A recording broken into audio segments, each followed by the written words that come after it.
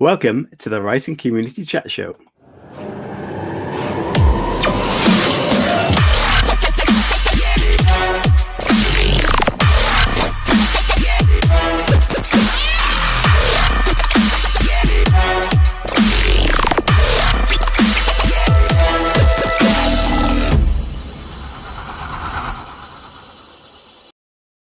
Hello and welcome to the Writing Community Chat Show. I am very excited to be here tonight, as always. And hello to you on the chat. David Middleham is here. Hey up, he says.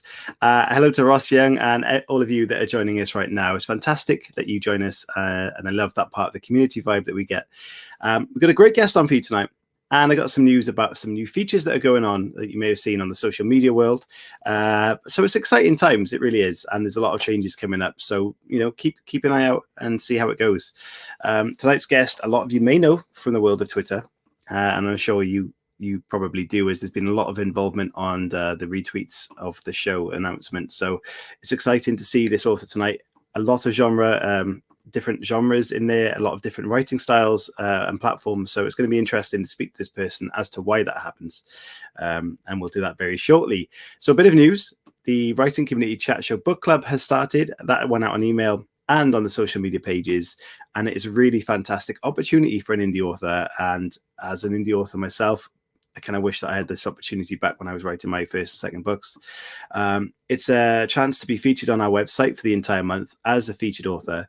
And what we'll try and do is get the readers to read the book for the month, as I will, and review the book all together, and then get you back on at the end of the month for a showcase interview.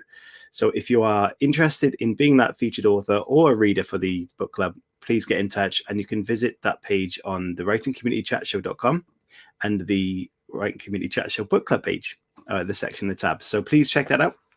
What I've also done this week is start a Discord page or a server. Not entirely sure how that works just yet, but I'm sure some of you do. And I've actually got to speak to Ross earlier on there. And that's about all I've done on there. So please check that out and maybe teach us a bit about how that works, because no one seems to know. And the other thing is Reddit as well. I haven't got a clue about that. So hello, Anya's in the house. Hello to you, Linda, Ross, and David. And let's get this show on the road. Stop blabbing is what everyone's shouting at me.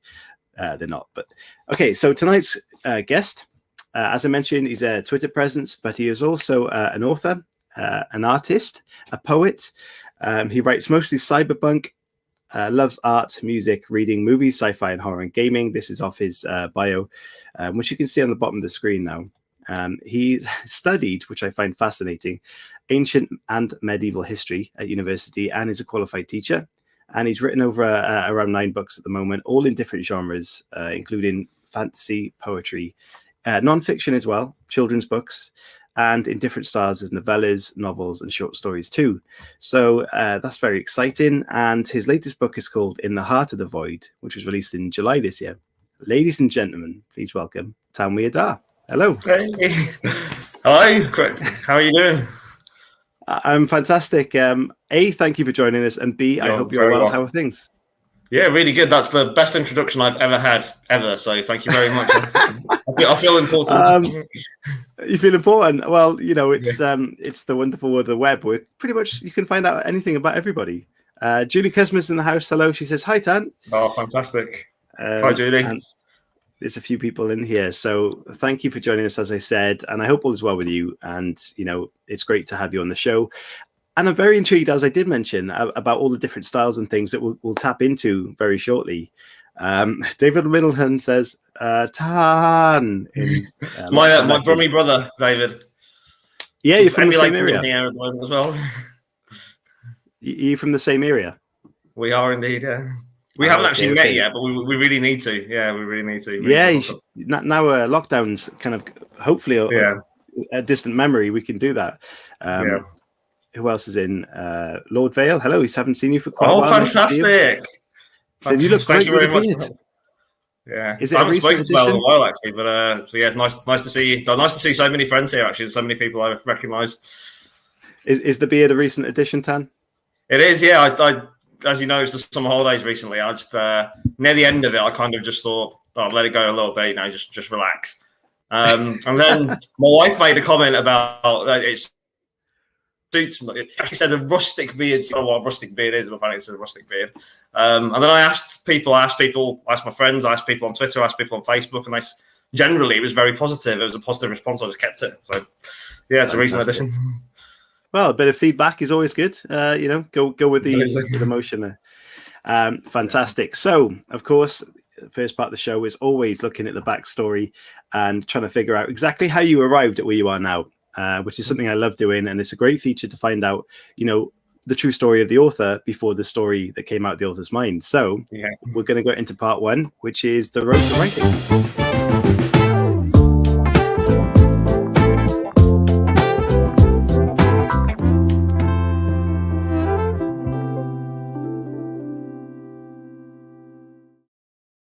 So fantastic. And how did you get around to writing in the first place, and what's the backstory? Okay, well, it's a tough one to answer, really, but I guess there are lots of different sources. I'd say my love of reading comes from comic books. Okay. So my teen years, especially, I was quite heavily into comic books. I still am, but perhaps I don't spend as much time and money and effort on them as I used to. But they're a big part of why I got into reading. And interestingly, as a teacher, I found they're a good way of getting boys into reading. So they really did it for me, and from there I picked up stories and character, larger than life characters, and I guess a lot of inspiration comes from there. In terms of actually getting into writing myself, I probably first started writing poetry. Okay. And I would say that was about 15, 20 years ago, probably, in terms of the first things I started writing, just for myself, really, to get things out, get thoughts out, get feelings out. And it was quite cathartic. I found it, quite a useful thing to do, quite a nice thing to do. A lot of my poetry back then was quite dark, quite sort of depressing, really. It was all about getting things out. But because it helped me, I guess from then on, I kind of saw writing as a bit of a release. Saw it as something I could, not just as a passion, but also as something that's therapeutic for me. So on and off, for the past sort of 10, 15 years, I have been writing.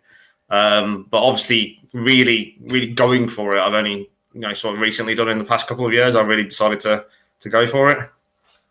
Fantastic. One thing you mentioned there was kind of getting boys into reading, and I've heard this once or twice before, and I'm not sure how true this a reflection is. Is it a struggle to get boys, especially, into reading in schools these days? It is. It can be. I don't want to just you jump on the bandwagon against sort of like games and things. I'm a gamer. I like gaming just as much as the next person. But I think screens and sort of interactivity have kind of taken over from just the pleasure of reading. But it's been going on for a long time, to be fair. Even before gaming really took off, I would say, for the past 20, 30 years, I'd say, reading has kind of slid a little bit.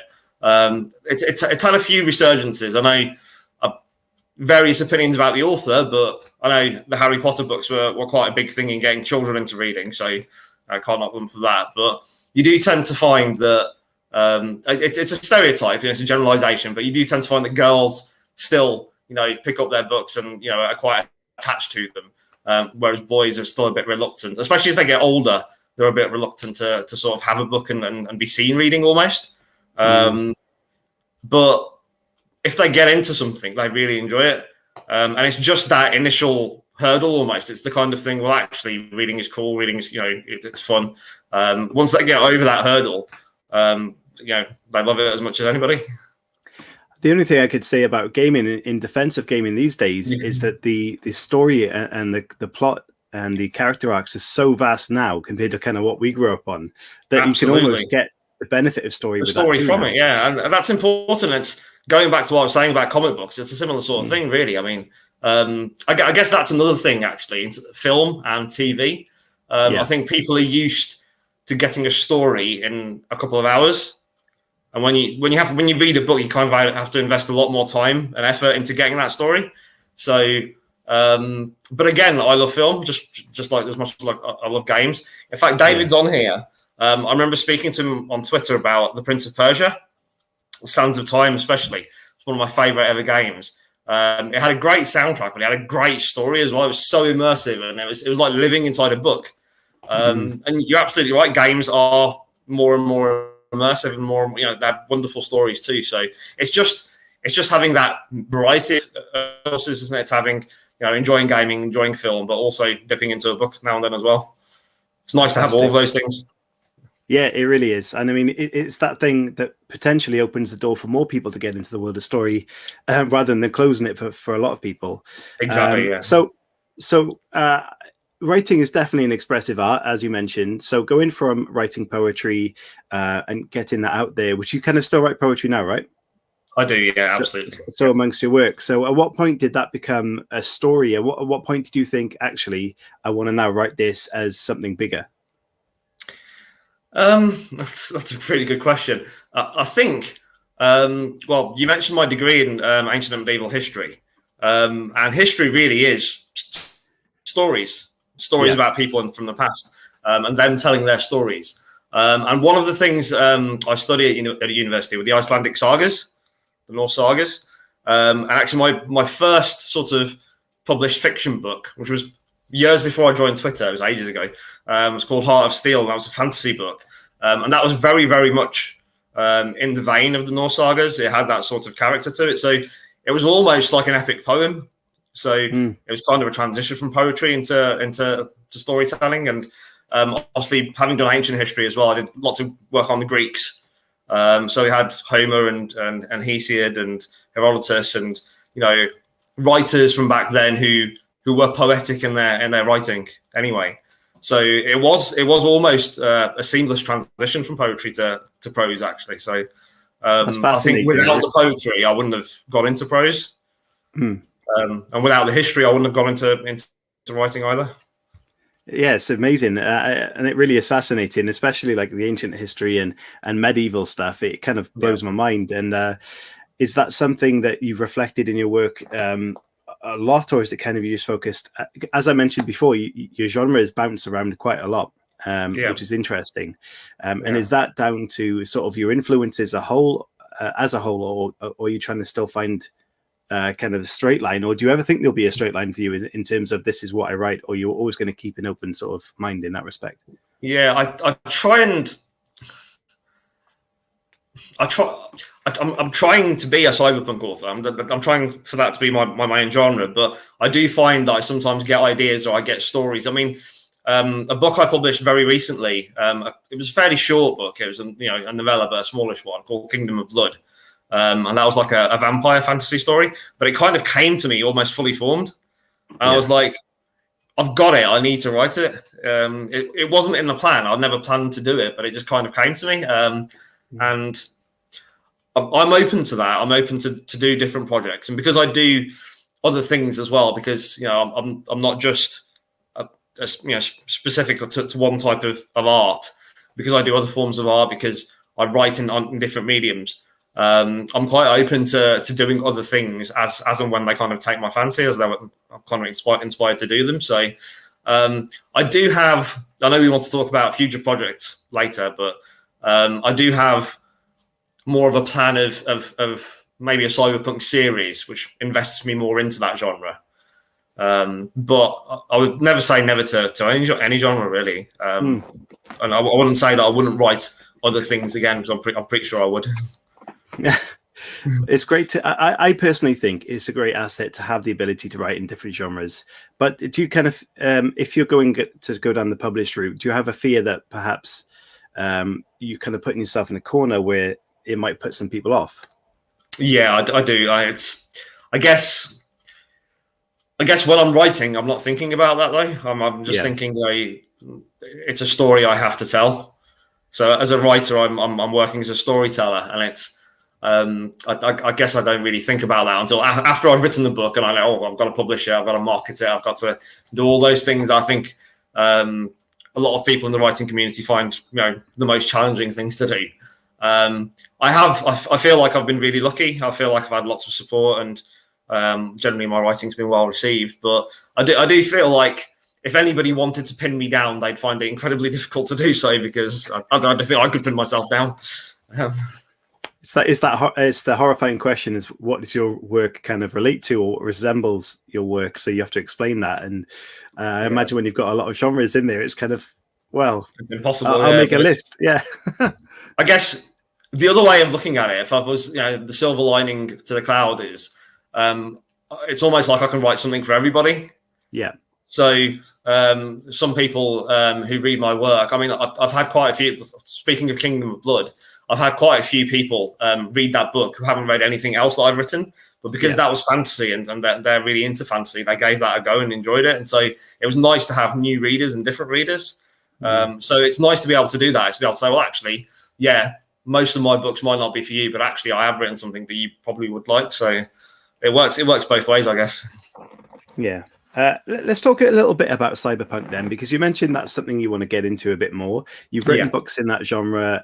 You mentioned classic computer games on your website, and gaming. So I'm wondering, is there a connection in there that led you to that point of wanting to write cyberpunk, or what's the influence? Perhaps definitely. Film? I mean, I guess the cyberpunk influence comes from lots and lots of different threads. Probably more so than gaming, it comes from movies. So Blade Runner. In particular was a big influence for me. Ghost in the Shell was a big influence for me. The Terminator franchise, the whole concept of that was a big influence. I know there's some debate amongst cyberpunk aficionados whether that's cyberpunk or not, but it involves time travel. It has robots from the near future. It's dystopian. For me, it's definitely cyberpunk. So lots of that. But then definitely gaming too. I mean, there's lots of it in gaming. You can there's so many threads, especially when gaming really started to take off in the 80s and 90s. And then the recent sort of retro futurism and the sort of going back to the 80s music as well, synthwave, retrowave music, which I really like and really into. All of those, that almost 80s vibe, that neon synthy vibe that ties in so neatly with cyberpunk. It all kind of came together for me a few years back, really, and it's kind of been my dominating influence. It's fantastic. It really is. In my perspective as someone who hasn't really been into cyberpunk, the last couple of years I've seen it kind of blow up even more so. In kind of a movement more to the it's always been there, but in kind of a smaller niche. So things like the new cyberpunk game and things like that has been really exposing that to a lot of people. It's come to the fore as a term and as an aesthetic, I think. But like you said, it's been there for quite a long time, but I think it's become more popularized. There are pros and cons to that. I mean, it's kind of its core messages and what it was really about has kind of diluted a little bit because of that. But I suppose it's also gained a bigger audience and more interest. So there's, like I said, there's a bit of a double-edged sword. Yeah, I'm guessing that opens the door up then to more creation in that genre as well. The fact that it's spreading more mainstream, that more people get their hands into it in that respect. Absolutely. I mean, if you just look at, we talk about Cyberpunk 2077 as a game, but if you just look at the amount of Cyberpunk games that have come out over the past couple of years, there's hundreds of them. And so many, and so many people have gone for that. So lots of art, lots of Cyberpunk art come out over the past few years as well. Some of it's absolutely exquisite. It definitely has opened up the genre, I think. So in terms of your artwork yourself, as a I think a pencil artist on your website, that's where I started. So recently, it's been quite a while now. Got into digital art as well. So but pencil's my primary medium. Yeah, fantastic. Is that featured in any of your works? Or are you planning to? It is. Yeah. No. My poetry book Blackbird, I included some artwork in that. I've actually done some artwork for other authors. Julie's watching our show. I've done some artwork with Julie that's been published in her book. So I'm really grateful to have had that chance to work with her. She's great to work with. But yeah, like I said, I've featured it with my poetry, and I'm probably 99% chance that I'll probably feature some more artwork in future works too. On your website, I think it was up there as a service. Is that something you're open to receiving requests for? Commissioned, yeah, absolutely. So talking about Julie, I'm actually working with her at the moment as well for a future project. So yeah, I do artwork. I've done it for people who've wanted pictures of their pets, for example, some portraits of their pets. Some people asked for one-off things, and then we've got people who've asked for lots of things to go in books, for example. So yeah, I'm quite open to that.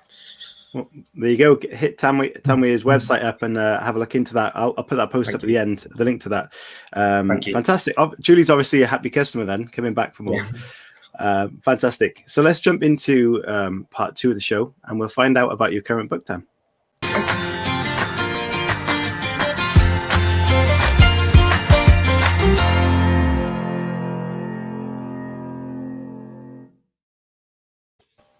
Excellent. So, do you have a copy of your work with you?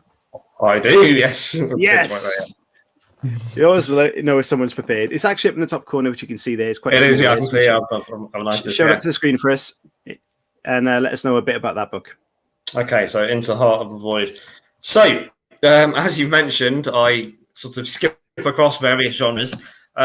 This is 2 genres I am familiar with, and I've obviously written before, which is sci-fi and horror. Obviously, cyberpunk is a subgenre of sci-fi anyway. So, although this isn't cyberpunk, there are elements that kind of cross over. And horror I've written before as well. So, Neon Nightmares, which was a cyberpunk book of short stories, was horror as well. So, set entirely in space. It was funny while I was about to publish this, just before I was published it, there was a big sort of explosion on Twitter, questions about the fact that you couldn't have proper horror in space, and then you had lots of people obviously saying, "Well, aliens, brilliant concept." And but one of my favorite authors, Patricia Correll, actually said that space is a really good place to have horror because you can't go anywhere. There's nowhere you can't go out. You've got that menace all around you. I really play on that in this book. So it's very tense. Lots of suspense, lots of mystery, lots of building up tension. Lots of menace. Well, I read about this, obviously ready for the show, and they came across one story in particular. You may have had this comparison already, and it's something that is a space horror from back in the day that I was desperately trying to watch again recently, but it's hard to find. And they were talking about it, which is Event Horizon. Yeah. And now that is an amazing movie that is very underrated about a space horror. And the fact that people say you can't really have horror in space, it just obviously. No, I don't get it either, but it sounded not like very similar, but in the same sort of realm as that. And I absolutely loved that. So I'm sure it's instantly captured my imagination. What is the kind of general premise of the story, and what was the influence for it? So, I'll start with influences. So, as you mentioned from my bio, I've been watching sci-fi and horror for a long, long time. They're both, big favorites of mine. I'd say primarily the influences of this are Alien because it's such a seminal film. It's something that's just stays in your mind. The original one, rather than any of the. I loved Aliens. Everything that came after that was a little bit for me, but the original Alien was certainly an inspiration. Another thing, actually, talking about games, we were talking about gaming earlier, was the game Dead Space, which I know has come back into public light at the moment because they're remaking it, aren't they? But that game, which somebody recommended to me a few years back, I started playing it, and I think that's had quite a bit of influence here too. The basic premise is there's a cargo ship traveling through space. I've tried to keep it fairly hard sci-fi, fairly realistic sci-fi. So you've got the crew who are in stasis. So, taking account of the fact that they're covering long distances, so they have to be in stasis to be able to do this. Ship traveling slowly through space.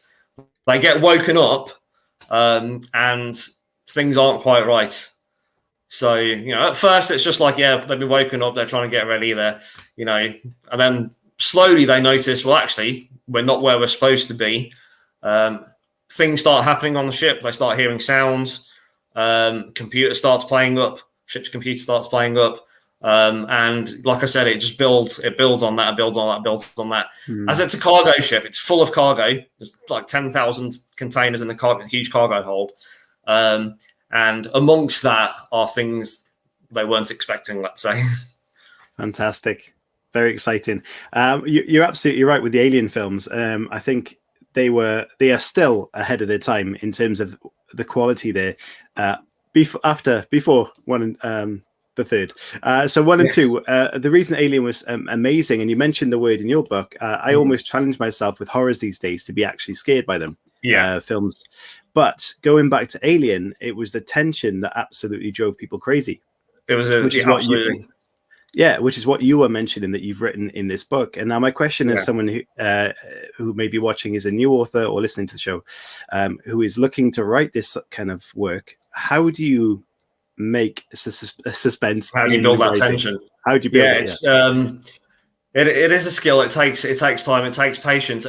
It's a lot about not giving much away, and it's also really diving deep into characters' emotions.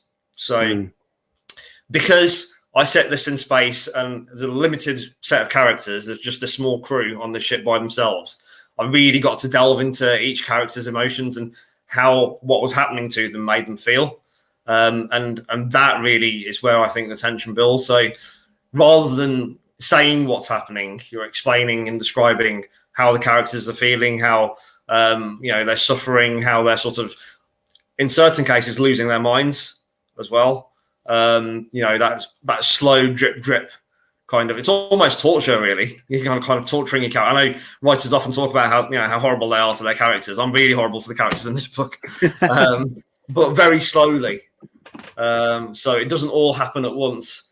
And then the small crew that's already fairly small has to deal with the loss of individual crew members along the way.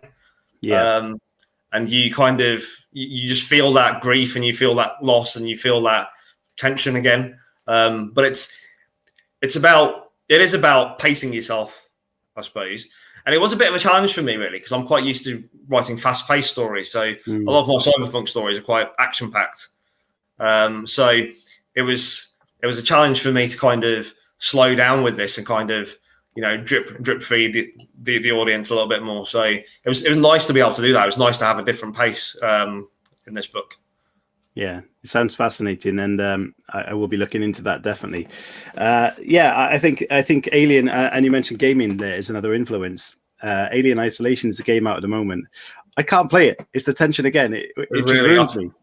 Yeah, I haven't played it, but I've heard great things. Yeah, so it's like you said, horror. Really, I lot of 90% of horror isn't scary. Yeah. Well, I don't find it scary. I think they lean on people do, but it's either torture porn or just gore. How many kills can you get in? How gory can you make it? But the real things that stay with you, that really scare you, are the ones that. If you take something like Paranormal Activity, for example. Okay, so really low budget film, and actually most of that story, nothing happens. And it was the best one. But it's nerve-shredding. It's so nerve-shredding sitting through that, trying to watch it. Because that's what it is. It's the expectation. It's the anticipation that something terrible is going to happen. It's bound to happen. You just, it's that waiting for it, isn't it? Yeah. Strange comparison. This interview, okay, 2-3 minutes before this, okay, I was like, okay, I'm a fairly confident person. Okay, I know when I'm in these situations, I'm normally fine. Okay, but the 2 or 3 minutes beforehand, so when you were running the intros and I was just, in the green room, okay, that's the scary bit, because actually it's the anticipation. Once you're there, you're there. Yeah, I'm glad you went there, because I thought you said, the audience are watching this in anticipation of the show to start. No, honestly, I think you're dead right. And it is the tension and the fact that Alien Isolation game, I said, I struggled to play with. Yeah. Nothing, I was saying to someone in work about it, nothing happened in the scene. There was no alien. There was no people. I was walking around the locker room with the elevators and things are flying up and down. And I just I can't play it. I got to turn it off. And there was nothing there.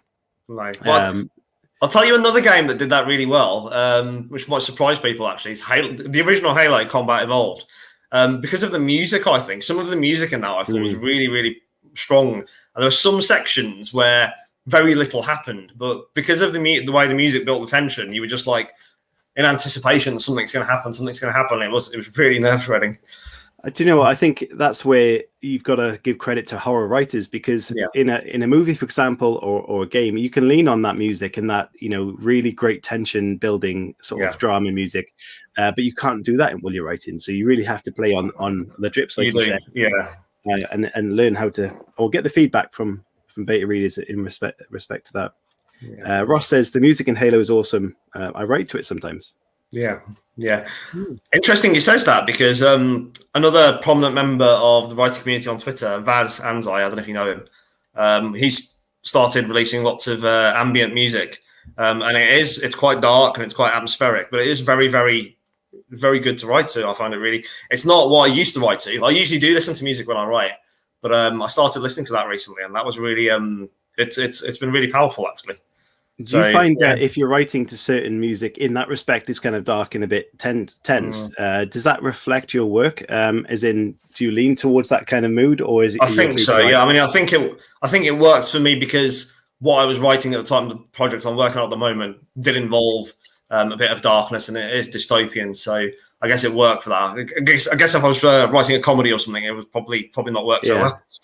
Well, maybe a tip for writers: go on Spotify or a music playlist, please, and find, if you're writing a comedy, a bit of romantic comedy music. Find something that fits. But I know some writers say they can't write to music; they can't. They have to have silence. But personally, I do like having music while I'm writing. Okay, if you could tell yourself anything, your younger self, being a writer, anything, what would you tell that person? You should have started earlier. I don't know if I would tell myself anything, really. I don't think. I mean, it is what it is now. I can't turn the clock back. So part of me does wish I had started earlier, but I can't.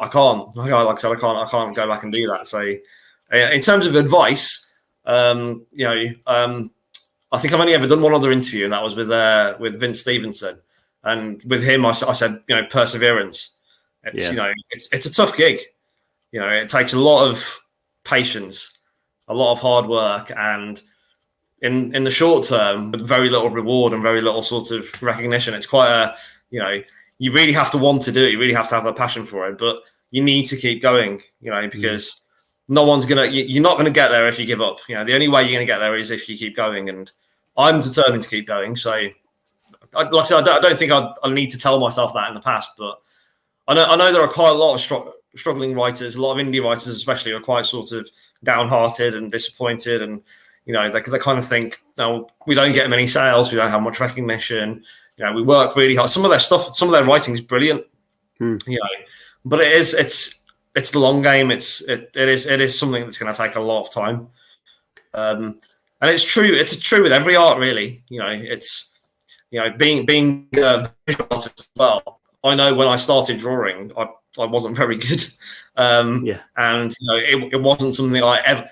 When I started drawing, which was long before I started writing, I never ever thought it would be something that I could make money out of.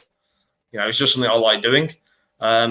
It's taken decades, literally, of experience for me to get to the point where I think, well, actually, my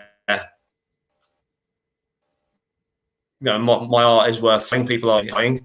And the same is true of writing. You have to practice it, you have to refine it, you have to just keep plugging away at it. You have to love it. You can only do that if you love it. So love what you do. I think it's it's a really important lesson. Keep going. Yeah, I think that's a great bit of advice, and it's a really important lesson, especially for new writers, to realize that it's not an instant process. And when you publish the book, the next step in marketing is just as hard, if not harder, to figure out and learn that trade as well. It really is a great lesson, a bit of advice. So thank you for that. Okay. If you get into the serious questions now, if you could take any character from fiction and do what you want with that character in terms of writing, put them into a story of your own, perhaps, or create a new one, what character would you choose? And B, if you could make them in real life, come to real life, what would you do with them in real life? Oh, wow. Okay. That's a tough question. Any character from fiction. Okay, one of the works of fiction that I really think it is seminal, and it kind of invented, talking about sci-fi and horror, kind of invented both genres, is Mary Shelley's Frankenstein. And I think the monster from Mary Shelley's Frankenstein, I still bring him to real life, not now of fear, but just because he's such a sad character. He's such a pained and tortured character. I wouldn't want that to be a real person. But in terms of using that character in another story, it's definitely something. I mean, he's kind of inspired some of the things I've written anyway. But if I was to use that character, probably put him in a position of responsibility and see what he did. Almost lost. That's a good concept.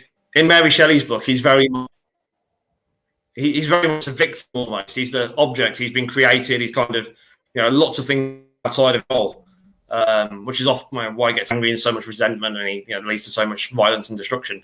But it'll be interesting to see somebody, who is a victim, who's created in the way that he has, and who's got so many issues. If they were put in a position of responsibility, how would they treat everybody else? How would it work if they were top dog and in charge of everything? I think that would be interesting. That would be a great character development to see how that panned out. Great answer. Okay.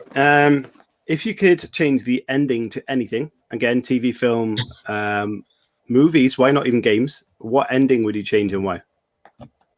Oh, that's a good one. That is a good one. So many to choose from. There is. It's a tough question. It's I'm thinking. I've got lots of. There's so many. I don't know which one to pick. If I could change the ending, I guess it's not going to be something that I really love, because if I love it, I'll probably think the ending's probably pretty good. So.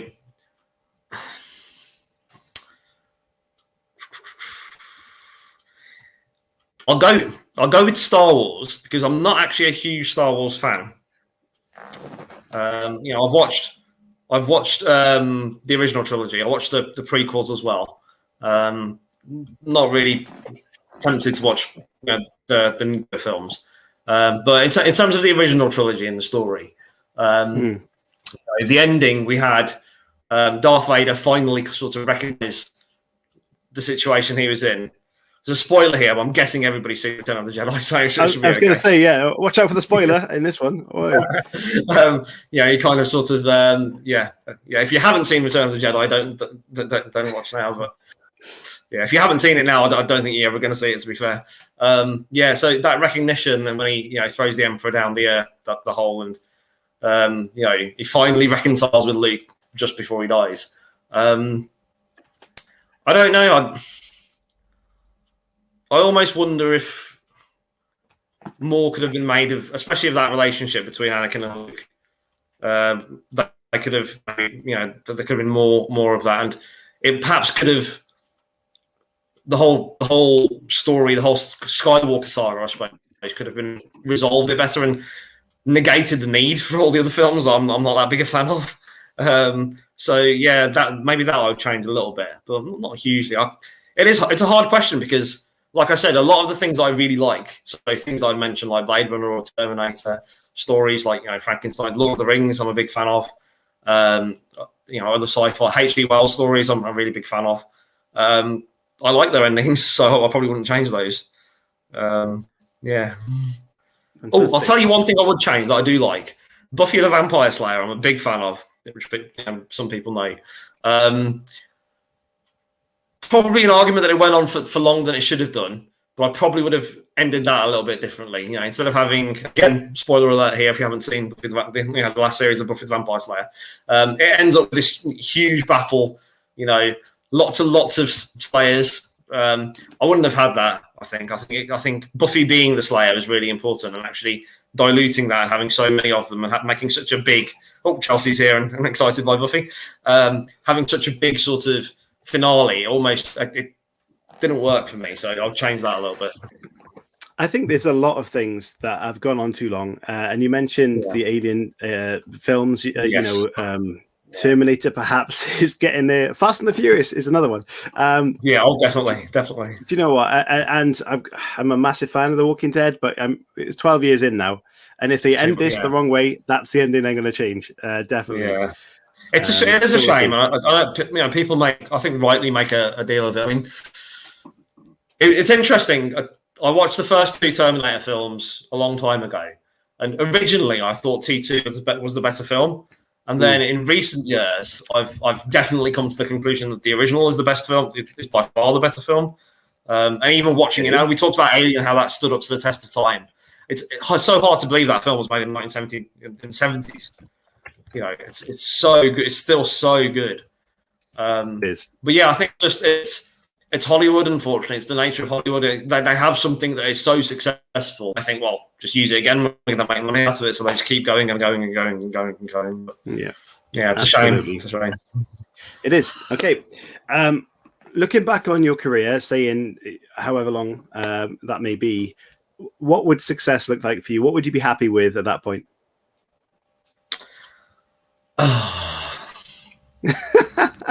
So that's you've asked me some tough questions today, but I think that's probably the toughest one, isn't it? Really, if I go back to what I was saying earlier about you have to love the art, you have to love what you're doing, and when I am writing it, it's all about writing the story. So when I'm actually writing, I'm not thinking about, you know, is this going to sell? Is it going to, you know, am I going to make it big with this one? You know, I might think those things after it's published and think about marketing and think about all those things. But while I'm writing it, that's not what matters. And I'm happiest while I am writing it. So for me, the happiness is the fact that I've got the opportunity to produce my art. You know, I'm grateful for the fact that I get to write. I'm grateful for the fact that I get to produce art. So, you know, those things make me happy. I'd be lying if I said I don't want, you know, to be a professional author or a professional artist and make my living that way. That's what I'd love to do. I would love to do that. I'd love to be able to be, you know, be able to rely solely on my art and say, well, yeah, I can feed my family and pay the bills by doing that, because that would be amazing, you know. But that might not happen. I'm going to keep going and try to make that happen, but it might not happen. And actually, you know, it's no biggie, because like I said, the thing that makes me happy is being able to produce it. So as long as I've always got the opportunity to make my art, you know, if I don't get to a point where I have to work 6 days a week instead of 4 days a week, and you know I have no time for writing or no time for art, you know, as long as I've still got time for those things and you know I still enjoy doing them, I'll be happy with that. Yeah, I think that's a fantastic answer, and a lot of people can relate to that. So yeah, it's a really good point, and I think it's something that, you know, as I said, people are going to resonate with. But the key point there is the fact that you enjoy what your process is. Yeah. So I think if you can do that 90% of the time, you're winning, and if it does come around, then it's a bonus, and if it doesn't, you're not fighting. It's not a struggle. Exactly. Yeah, I think it is hard though, because you know, like I said, I've read some phenomenally talented authors in the writing community, people who are indies, who are self-published, and who haven't got the resources or the opportunities to market their books in a big way and to make big money out of them. Certainly not in the short term, and I'm in the same boat really. But I kind of, you know, I've also had people say, you know, that they're disappointed or they're kind of jaded. You know, it's like you can hear in their voice and their tone, you know, they're getting jaded by the process, and just the whole. It's not the writing process. It's everything else. It's the business side of being an author. And I guess what I just said, what I said earlier, I guess I just try not to look at that, because that's not why I got into it. You know, for me, it's an art, and art isn't about business. Yes, it's great that people buy my books or buy my art and enjoy them. I want them to, but actually, that's not the reason I write or the reason I draw. I do that because I love it. And if you put the art first, and if you're able to put the art first, I know not everybody's in that position, but if you're able to put the art first, then I think you will be happy most of the time. But it is a shame though, because I do see talent, and I think, you know, you should be on the bestseller list. You know, you should be on every bookshelf. You should be in every home. You know, people should be reading you. People, you know, kids should be reading this book in school. You know, and I know it's unlikely to happen. You know, it's the thing is, if you start thinking about all those things, it's just going to bring you down. So, you know, it's there. It's an unfortunate fact, but you really, I mean, it takes, I think, a fair amount of resilience to be any kind of artist. You have to kind of just keep plugging. And I I think there are lots of things set against people. I think if you haven't got means, if you haven't got those resources I was talking about, then the odds are stacked against you. Which is not fair, but that's just the way the world is, unfortunately. But I do believe if you've got the talent and you keep going, if you have that perseverance I was talking about earlier, that eventually, you will gain some recognition. You might not become, a millionaire. You might not become a New York Times bestseller, but I do think if you keep going, if you have that belief in yourself and you enjoy what you're doing and you just keep plugging away at it, eventually it will something will come back, something will come out of it. Fantastic. That's a great answer.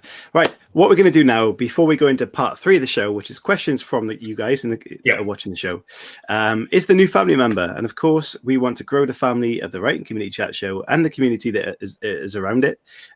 So we will introduce that person to the family on Twitter with a GIF, Tan. So have a think of that person while I play the GIF when I play the video. Okay. And we will then find out who that person is.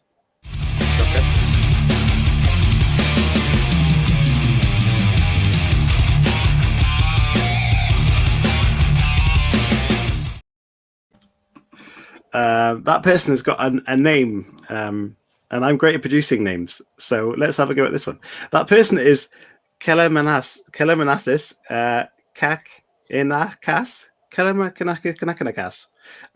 Butchered that name. Apologies. Do you want to try that, Tan? Okay. Clemensas Kasinkas, maybe? That sounded much better than what I said. Okay. So we'll go with that. Okay. And their Twitter handle is at KLEMENSAS77. And their bio says novelist and big fan of horror. There you go. Could also drop him Tan's link if you like. And sci-fi and fantasy. Well, there you go. My first novel is out now. So congratulations to you for writing that novel. He has 48 followers, so needs a bit of a following and a welcome to the show. Give them a boost there.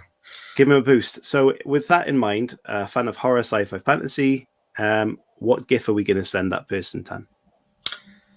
I don't know. Shall we send them a book? A book in a GIF? Yeah. If you want. No, yeah, hang on now. Do you know what a GIF is? Say that again. A GIF, an animated. A GIF. I'm sorry. I thought you said GIF. Let's have it again. I thought everyone knew this by now. The joys of live TV. Sorry, Kate. A GIF. I can certainly think of a horror GIF to send. Yeah. Yeah. Ooh. So we could go on. No, go on. You go. You go. I was gonna say we could go in like the alien theme or anything you mentioned, cyberpunk theme. Yeah, there are a couple of alien GIFs that are really good, so I'll probably one of those, to be fair. Okay, guys watching at KLEMENSAS77, go on there, welcome them to the show, into the family, an alien GIF of some sort, and perhaps if you got a second, throw Tan's links in there because you might like that, being a fan of horror, sci-fi, and fantasy. Okay, we'll move on. It's just funny that because basically I got to the point where I've stopped saying, "Do you know what a GIF is?" Because people just know. And it was after the Ian Rankin saga where he actually sent a gift, a physical one, to somebody that I just it just got to the point where I finally trusted people knew what a GIF is again. And now you brought me back into that world of fear. So let's go for part 3 of the show.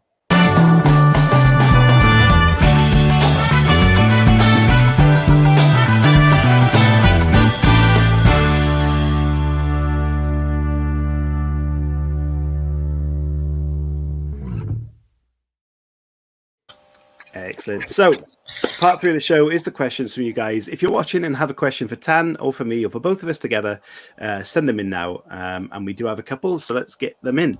First one is from Chelsea. Hello to you, Chelsea. Just because I know he likes Buffy, can't read. Kiss, marry, kill. Buffy, Faith, Willow. Okay. Oh God, that's a tough one.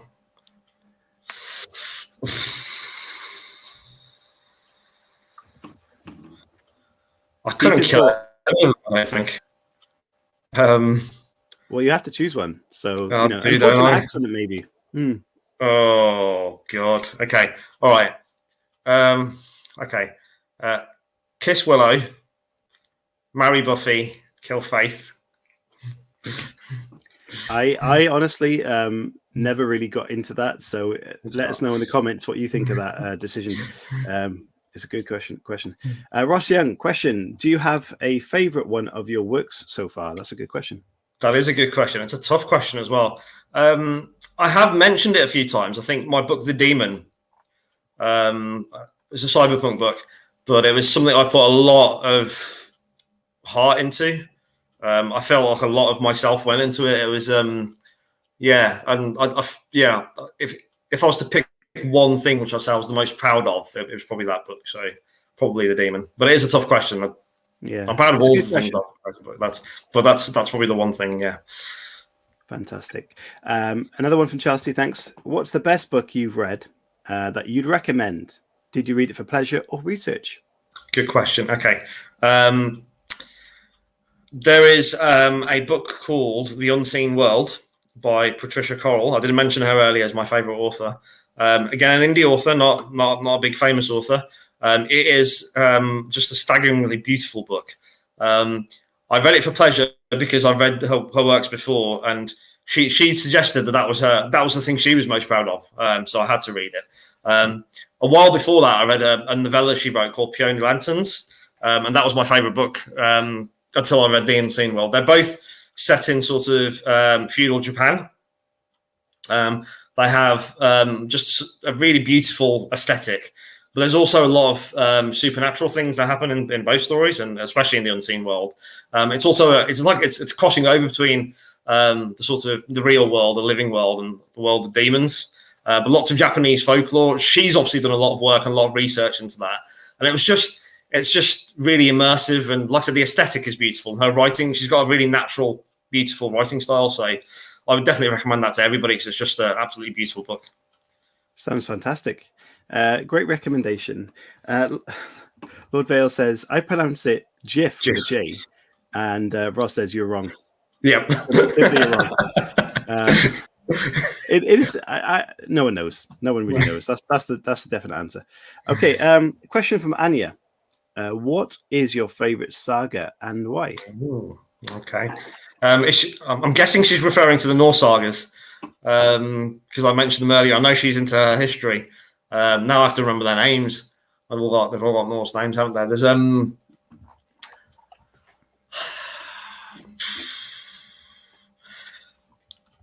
I allowed to look things up? Because it's been a while. Absolutely. Just give me 2 minutes. Yeah, this isn't like I don't know, question time or anything like that. Yeah, you can go on the internet by all means. Yeah. Lord Vale says I'm cool with being wrong.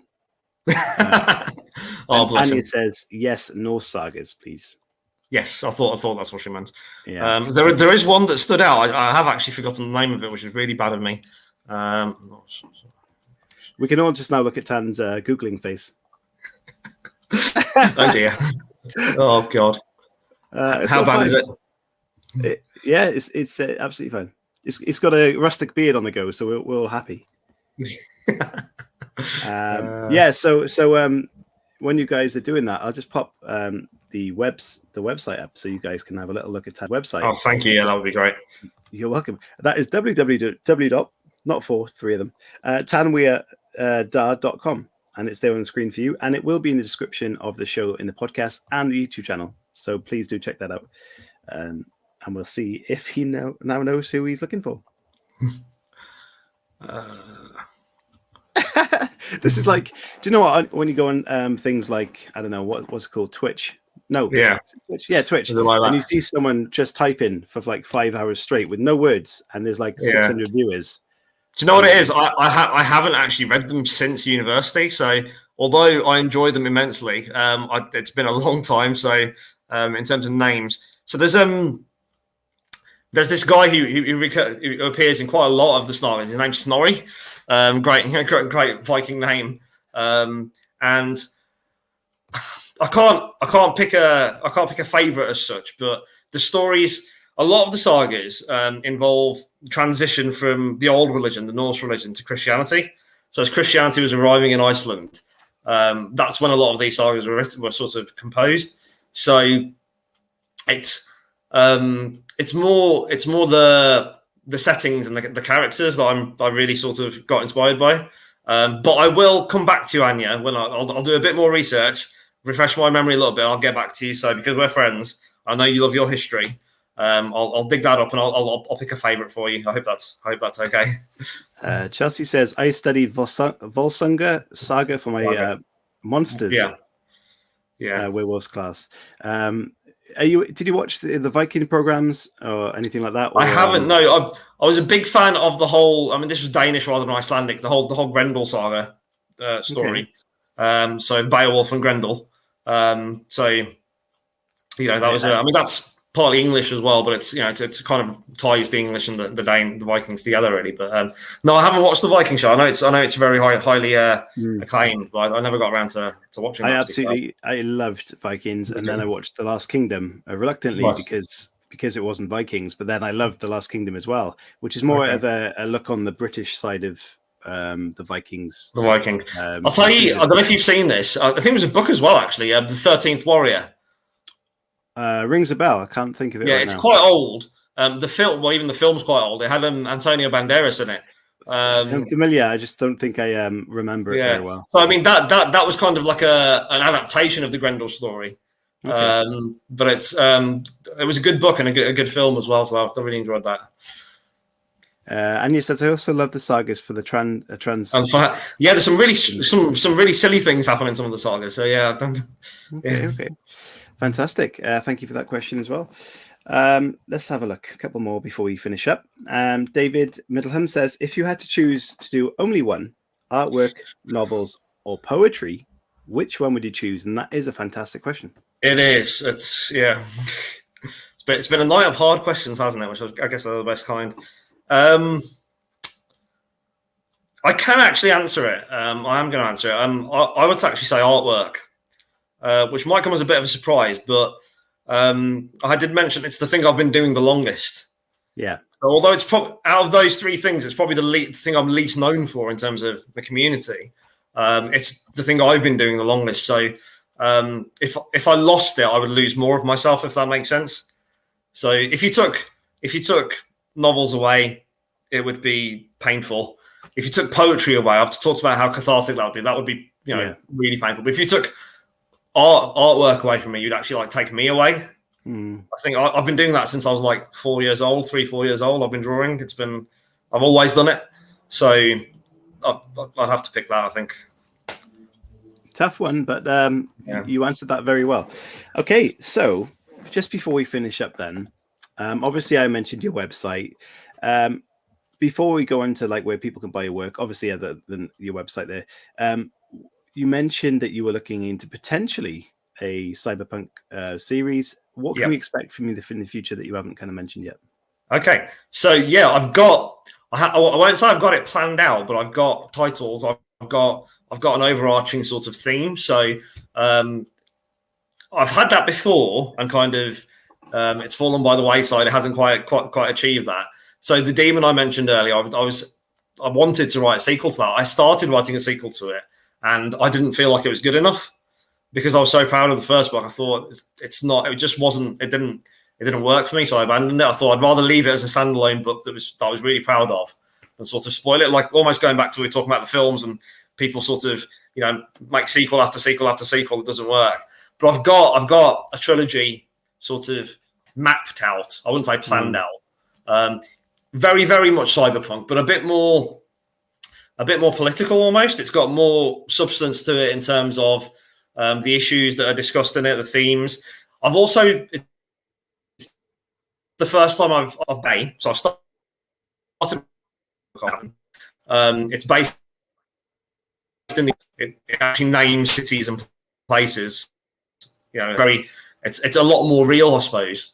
So hopefully people can relate to it a bit more. It's the near future. It's dystopic.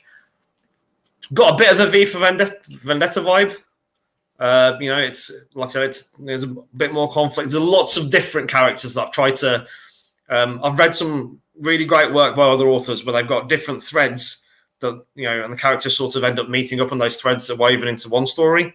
And I've kind of gone down that route. So we've got different things happening in different parts of the UK with lots of different characters that are unrelated, and then their paths cross. So I'm hoping there's lots of scope for a lot of material there. And like I said, I've got a map. I've got a sort of idea of 3 books.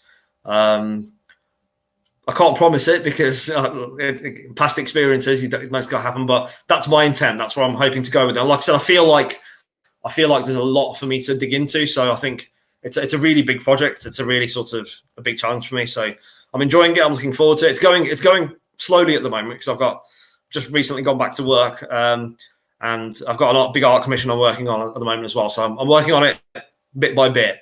But that's the next project I'm working on. Fantastic. Well, you're keeping yourself very busy, and that is a great thing. Let people know about In the Heart of the Void, where they can pick that up. Yeah, so it's available in paperback, as you can see, and as a Kindle ebook. It's also free on Kindle Unlimited. If you follow me on Twitter, it's my pinned post, so you can go onto the links from there. My website, that's already been mentioned. Links to all of my books are on the books page on my website, so you can go get to it from there as well. Fantastic. Thank you so much for joining me, Tan. It's been an absolute pleasure to have you on. You've been Thank you for having me. It's been great. You're welcome. For you that are watching and listening, on Friday we have Lucy Whitehouse on the show. Sorry, not Lucille. She has written The Bed I Made, Before We Met, and most recently Risk of Harm. That is this Friday. She's a crime writer, and that'll be a great show. Also, look forward to a bit more news that's coming out about the show. There'll be a few little changes in there, and the Halloween show's coming up. So I will be looking for people to get involved with the writing prompt story there. Again, a horror theme this year, as always, for Halloween.